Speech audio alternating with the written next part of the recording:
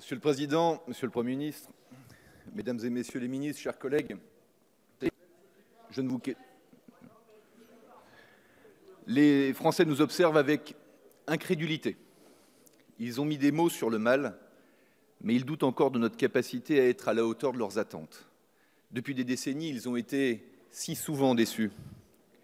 Nous devons donc être dignes en rapportant leurs paroles. Monsieur le Premier ministre, et je vous en remercie, vous nous avez montré la voie tout à l'heure, celle qui va permettre de répondre à cette crise et au-delà. La grande dépression nationale qui s'est progressivement répandue dans le pays depuis 30 ans, sentiment d'abandon individuel et territorial, perte de repères et de projets collectifs, n'est en effet pas qu'affaire de parti ou de parti pris. Elle interroge tout notre corps politique et social. Elle n'est pas non plus qu'affaire de résultats matériels. Nous avons un chômage qui baisse, des impôts qui baissent, des comptes publics qui se redressent et une croissance plus solide qu'ailleurs.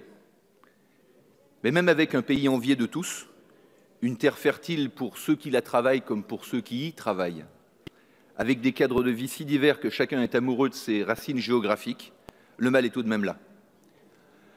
Le Président de la République en a pris la mesure et, réagissant aux inégalités les plus criantes, il a d'abord permis aux Français les plus modestes de bénéficier des premiers résultats de la politique du gouvernement.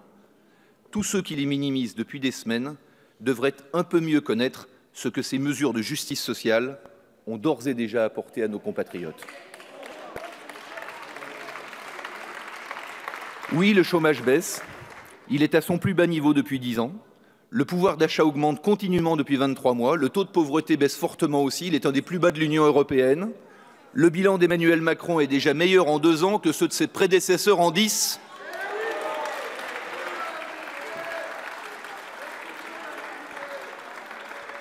Et à tous les scepticismes, mes chers collègues, nous opposerons notre enthousiasme parce que nous croyons en la France. Mais malgré ces résultats concrets, le Président a aussi mesuré la démoralisation du pays, usé par 30 ans d'engourdissement.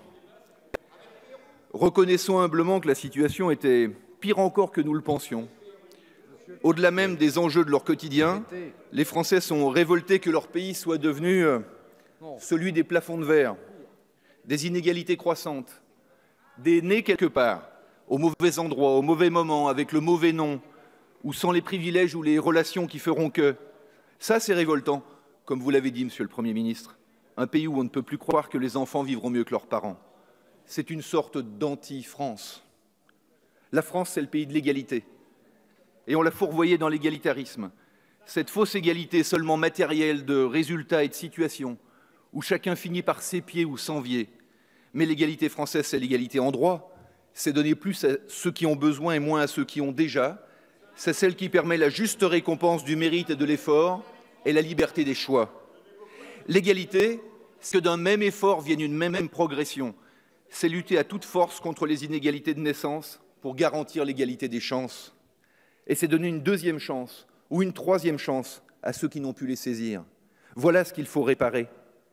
Et pour cela, les Français nous ont appelés à sortir de la myopie étatique pour être mieux reconnus et de l'atonie démocratique pour être mieux représentés.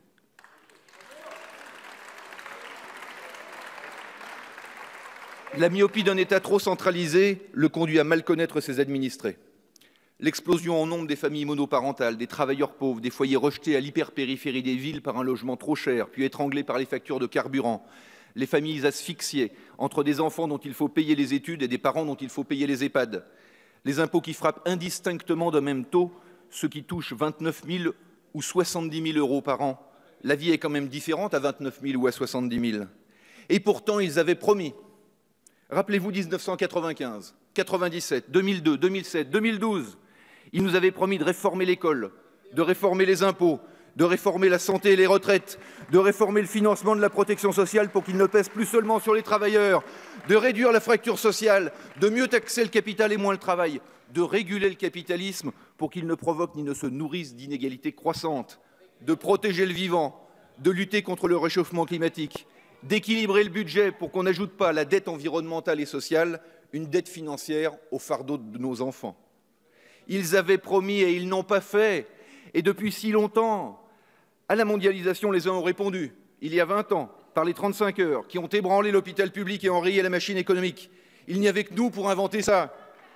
Le travail étant reconnu comme une aliénation, en décrétant le travailler moins pour travailler tous, les salariés de ce pays étaient devenus interchangeables, rognés dans leur talent et dans leur mérite, dans leur dignité. Aux 35 heures, les autres ont répondu qu'ils les supprimeraient. Et ils ne l'ont pas fait non plus. À la crise des banlieues, ils ont tous proposé un plan Marshall, mais ils y ont mis plus d'argent que d'humains, plus de béton que d'attention. À la dette, ils ont répondu réforme de l'État, qui n'a eu pour concrétisation que le nom d'un ministère. Au chômage de masse, un autre ministère, du redressement productif, qui n'a redressé ni la production, ni le déficit commercial.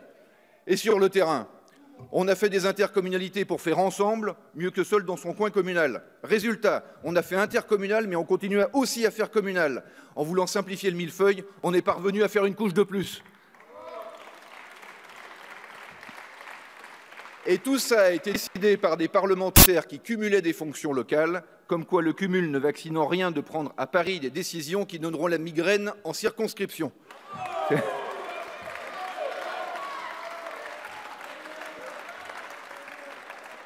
Pour contredire Daniel Pénac, écrire l'histoire, ce n'est pourtant pas foutre la pagaille dans la géographie, mais localement, on a conduit des politiques pas toujours économes d'argent public et on a parfois développé de façon inconséquente.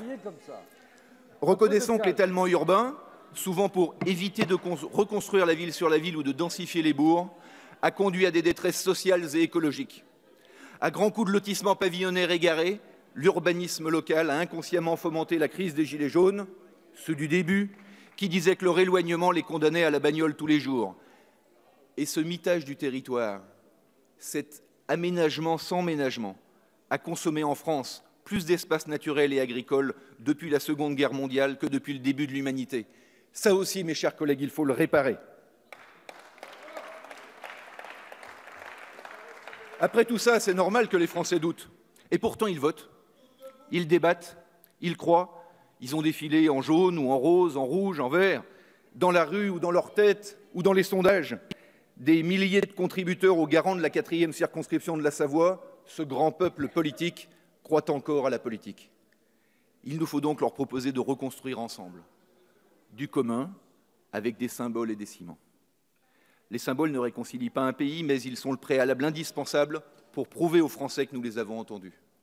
Nous devons leur répondre sur l'indexation des retraites, la démocratie participative, la taxation de tous les carburants, la transparence des rémunérations publiques, l'optimisation fiscale des grandes fortunes et des grandes entreprises.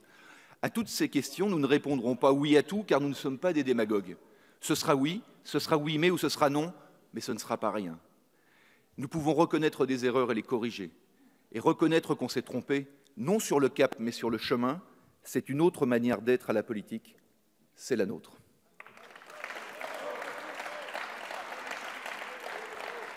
Après les symboles, les ciments qui peuvent réunir le pays.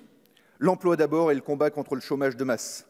Si la crise des Gilets jaunes est celle du pouvoir d'achat, le premier pouvoir d'achat, c'est d'avoir 2 salaires à la maison plutôt qu'un seul ou 1,5, et parfois seulement un temps partiel pour un parent élevant seul ses enfants. L'emploi est bizarrement passé sous les radars du grand débat, mais le combat est lancé. Ramener les chômeurs vers l'emploi par la réforme de l'assurance chômage, la formation tout au long de la vie et le réarmement industriel du pays. On se plaint d'avoir 56% de dépenses publiques dans le PIB. On peut faire baisser les dépenses publiques et c'est sûrement nécessaire. Mais le mieux est encore de faire augmenter le PIB. Le logement ensuite, sujet qui concerne aussi tout le monde. C'est le premier poste de dépense des Français et on ne l'a évoqué que de loin dans le grand débat. Construire massivement, rénover puissamment, appliquer réellement la loi sur le terrain pour arrêter l'hémorragie sur les zones naturelles et agricoles, et sans toutes ces injections d'argent public qui, depuis 30 ans, ont plus fait monter le prix des terrains que baisser celui des loyers. Les seniors, enfin, nous sommes tous concernés parce que nous vivons aux côtés de la première génération aussi nombreuse à vivre aussi longtemps. Nous avons la responsabilité de nos aînés en perte d'autonomie, puis en grande dépendance. Nous leur devons une dignité jusqu'aux dernières heures de la vie. Et franchement, les Français savent tous qu'il faudra cotiser plus pour y arriver. Ils sont responsables sur ce sujet et ils savent que la valeur d'une société se mesure aux soins qu'elle prend des plus fragiles. Parce qu'au fond, ces combats sont ceux de la vérité. On prétend que les retraités vivent mieux que les actifs dans notre pays. Encore une myopie.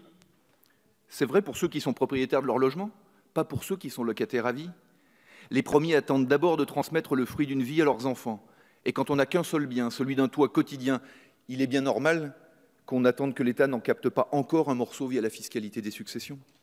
Ceux-là ne sont pas riches d'une rente, mais simplement d'une vie de travail. Les autres, ceux qui n'ont rien sauf des petites retraites. Nous nous honorerions de faire suivre à leur pension l'augmentation générale des salaires. Ce sont bien les salaires qui financent les retraites. Et s'il faut rendre les retraites plus justes et enfin plus lisibles, c'est vrai, le pacte social doit rester celui de la solidarité par la répartition. La même vérité est due à l'idée de justice fiscale. On dit que des Français ne payent pas d'impôts, mais ceux qui ne sont pas assujettis à l'impôt sur le revenu payent quand même de la TVA sur le chariot de course, de la taxe carbone à la station-service et des impôts locaux. Nous avons eu raison de supprimer la taxe d'habitation et nous aurons raison de le faire pour tous. Et pour ceux qui payent l'impôt sur le revenu, la même exigence de vérité impose d'adapter leur effort aux évolutions de la vie. Le même revenu avec 2 enfants ou sans enfants ne donne pas le même pouvoir d'achat. Qui sont les mauvais génies des 2 quinquennats précédents qui ont rogné la seule niche fiscale vraiment légitime, celle des enfants?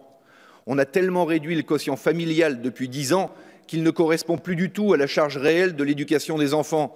Quelle est cette société qui fait hésiter d'avoir des enfants ou peut faire renoncer à les envoyer en études supérieures? Oui, il faut baisser les impôts, Monsieur le Premier ministre, nous sommes d'accord avec vous. Et d'abord ceux des Français qui élèvent, quel beau mot, des enfants, et aider tous les autres par des allocations familiales qui correspondent à leurs efforts. Vous avez pointé à raison l'exaspération fiscale. Vous nous trouverez à vos côtés pour nous débarrasser en priorité des impôts qui taxent l'avenir. Mes chers collègues, la France attend une action publique mieux déconcentrée, mieux décentralisée, qui fasse confiance à l'expertise locale. Une représentation politique qui dise ce qu'elle fait de la souveraineté nationale. Pas de démocratie sans démocratie représentative, car il n'y a pas de démocratie sans élection. Mais pas de démocratie représentative sans lien permanent avec les électeurs. Nous ne disposons pas d'un chèque en blanc. Des lois d'origine citoyenne, des référendums d'initiative partagée, moins d'élus, mieux élus, en reconnaissant le vote blanc et en instaurant une vraie dose de proportionnel. Et s'il faut réduire le nombre d'élus en moins grande proportion pour qu'ils soient plus représentatifs, expliquons-le et assumons-le. Les Français comprennent les enjeux, surtout si nous leur garantissons la transparence. Faisons tomber les privilèges dans toutes les institutions, comme nous l'avons fait à l'Assemblée nationale. Des indemnités connues de tous, des frais de mandat contrôlés, des retraites de droit commun. Alors faisons-le aussi au Sénat, dans la haute fonction publique, dans les autorités indépendantes et dans les syndicats. Ce pays a besoin d'élus et de corps intermédiaires.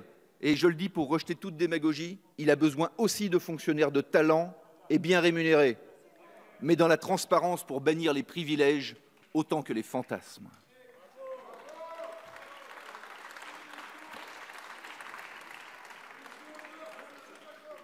Mes chers collègues, en disant la vérité, nous pouvons reconstruire ensemble la société de l'égalité. La France n'est pas une ethnie, ce n'est pas qu'une géographie, ce n'est pas une religion unique et pas toujours une seule langue. C'est un peuple moins relié par des origines que par une destinée commune et par la passion du juste comme message adressé au monde. C'est cette France-là que les Français veulent retrouver, en étant mieux associés à sa vie publique. La démocratie a changé, et elle doit être celle de la co-construction de la décision politique. Pour le mouvement démocrate, aimer la démocratie, c'est savoir la partager. Prenons cet engagement aujourd'hui, que ce grand débat permette aux Français de reprendre leur citoyenneté en main. Le citoyen n'est pas un consommateur, rappelle souvent François Bayrou. C'est un producteur d'idées, de convictions, d'engagement, de solidarité. Alors, que la démocratie française devienne celle du grand débat permanent pour un grand dessein collectif, avec tous les élus de la majorité, nous nous y engageons. Je vous remercie.